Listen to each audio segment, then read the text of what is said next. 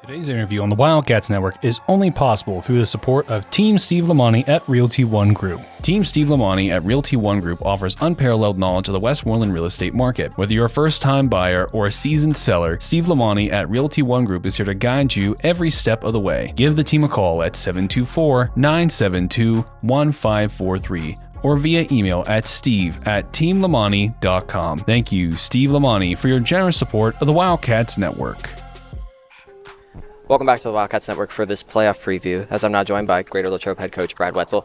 Ahead of their first-round playoff game against Kiski Area Cavaliers, the Wildcats come into the WPIAL 5A Boys Basketball playoffs as the number 9 seed, and those playoffs are brought to you by Paella Italian Street Food.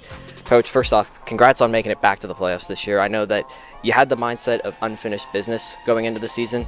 So what overall this season has worked well in order to accomplish that mindset and get back to the playoffs? Well, I mean, I think you're right. You know, we talked a way long time ago, you know, there's something powerful about unfinished business. And I think these guys from last summer to today have shown us the resiliency, just a forged resolve that only comes, I think, from, you know, earning it. And I think they've done that, and I think they did just about all they could. Very few bumps along the road. I think they fought through just about everything you can think of to have a terrific season. You mentioned the resolve. There was a point in your season where you lost 3 or 4 games. They were all section games, and 2 of them were in heartbreaking fashion. But you ended the season winning 2 straight, and in those 2 games, you were able to play a full 32 minutes, I think. So what did it take, and ultimately what led to kind of the way you were able to finish the season and ultimately show that resilience? Well, you know, we, like you said, we stubbed our toe that 1 week in 2 buzzer beaters. Someone asked me, are you concerned about the boys' psyche? And I said, well, yeah, I'm concerned about it because that's a really tough week. But the team had a meeting that night, and in that I wasn't at the meeting, but it was long. I know that. When they emerged, it just seemed like we're going to be okay. And then we practiced the next morning, and it was dedicated, as committed. They took complete accountability for what had happened that week. And as you know, we mercied the team that we won in overtime with. And then, of course, up over at AG, you know, pretty much had our way for a quarter. No, I mean, AG struggled towards the end, but the guys understand what's at stake and what's at store. I think I'm not breaking any news here by saying you're not at this point without your senior leadership of Max Butler. He averages around 20 points per game for you guys, but it's not just that. His rebounding, his assists, his playmaking, it's very evident. Without Max, I think it's safe to say you wouldn't be here, but what has Max done throughout the year to not only be a better player for himself, but what he's done for the rest of the guys as well, not just as a senior leader, but his play on the court as well? Yeah, I mean, I could go down the line. Max has just been a terrific senior, but I can say, I mean, I know I sound like a typical coach, but you could take any one of those guys. You take them out of the lineup, I don't know if we're sitting here today having this conversation. One thing about teams that achieve their potential is they understand their role.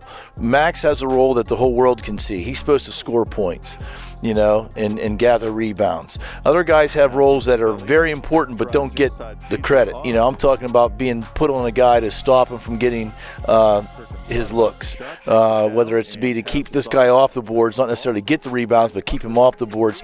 Just everybody's accepted their role. You know, Max is definitely one of those. He does just so many things, like you said, and some things that people don't realize. I mean, Max is the guy who takes the ball out for us on our fast break. So we go down the line. I've got just nothing but praise for these guys accepting their roles, and many of them are expanded roles from last year. You touched on that you're not in this position without the starting 5. You're not in this position without John's playmaking and his defense.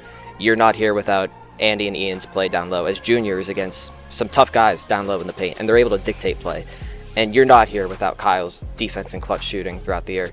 So how have the starting 5 really been able to coexist on the court? I know that they spent a lot of time last year playing, but they've taken a big step this year. They did, Rich. That big step, I think, was just a bunch of baby steps, and I think it started in the summer. I think it started with some of the trips that we took together. Ranging from, we went to Waynesboro, Pennsylvania, we went down to the Naval Academy. We shared time down over Christmas in Indiana. These guys are together all the time, eating together, spending time. So I think it's a zillion baby steps that led to the steps that you guys can see on Tuesday and Friday night. The one thing that maybe you didn't have last year that has been very evident, at least in the second half of the season, has been the depth, and we've touched on it before. The quality of depth this year has been much better. The minutes that they provide are positive. When you have that depth to take the pressure off of, players that play almost 32 minutes a night like Max and John, what does that do, not only as kind of a boost for the team, but a boost for those players as well? Oh, I mean, that's one thing that I did not know coming into the season. You just don't know what kind of depth you have. You hope you have some, but you're right. It's just very incrementally developed this year. So we've got 4 guys that we feel we can count on and put them in, and they know their role when they go in. So that's been a huge plus to us. And again, we're not 18-4 without, like you said, the depth that we have this year. The one thing that you may not have on your team this year, which I did note before, lack of playoff experience might be that. Obviously, you were a player on the 1985 lone championship team here at Greater Latrobe. But apart from that, the rest of the playoff experience is only football with John and Andy, and they have been successful in the playoffs. So how will you kind of use your playoff experience as not just a player and a coach to help aid this team going forward? Yeah, I don't know if I will be tapping into any of that. That's so long ago. But I think that these kids are fighters and they're winners. And all you have to do is let them know, just go out and fight. Just go out and compete. You cannot be looking at this game like it's some total anomaly. But I'd be lying if I didn't tell you going to the playoffs previously would have been helpful, because a lot of times the playoffs throw you off a little bit, Saturday afternoons and what have you.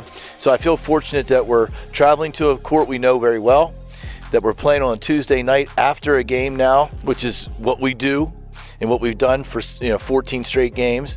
So I think that part of it bodes well. But other than that, it's just, guys, the only difference is we're looking at the end, because it's a one and done. A win here extends our season. There's pressure there that the other games didn't have.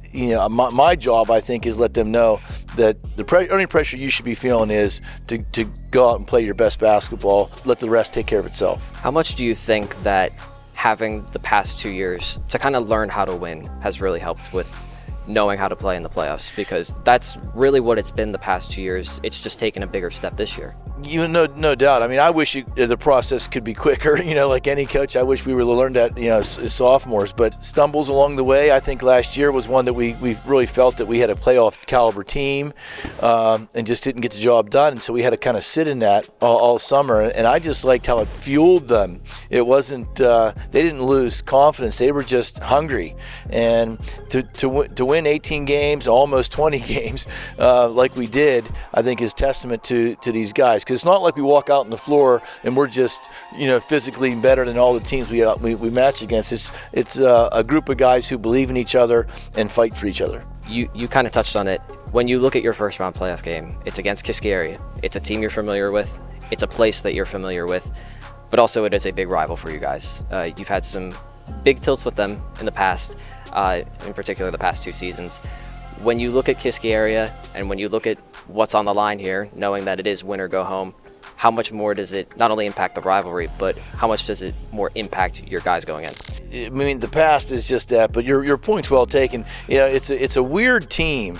That there's some teams that we battle, the Penn Trappers. It's always going to be a couple points. It seems like, but at Kiski, it seems like we either wallop them or they wallop us. And there's been some high emotion games with them, but that's all in the bank of experience. Use what you can, but going forward, this is a whole 0 versus 0 blank slate. I'm going to use your word here. Going into this game, in order to make sure you do not get walloped in the first round, what will you have to do in order to make sure that you go on to round 2? Well, we've got to absolutely own the rebounding game. We've got to do it. That's job number 1, and that means all 5 guys got to rebound the basketball. I think that's clearly going to be the challenge. Number two, I believe that the pace of the game has got to favor us.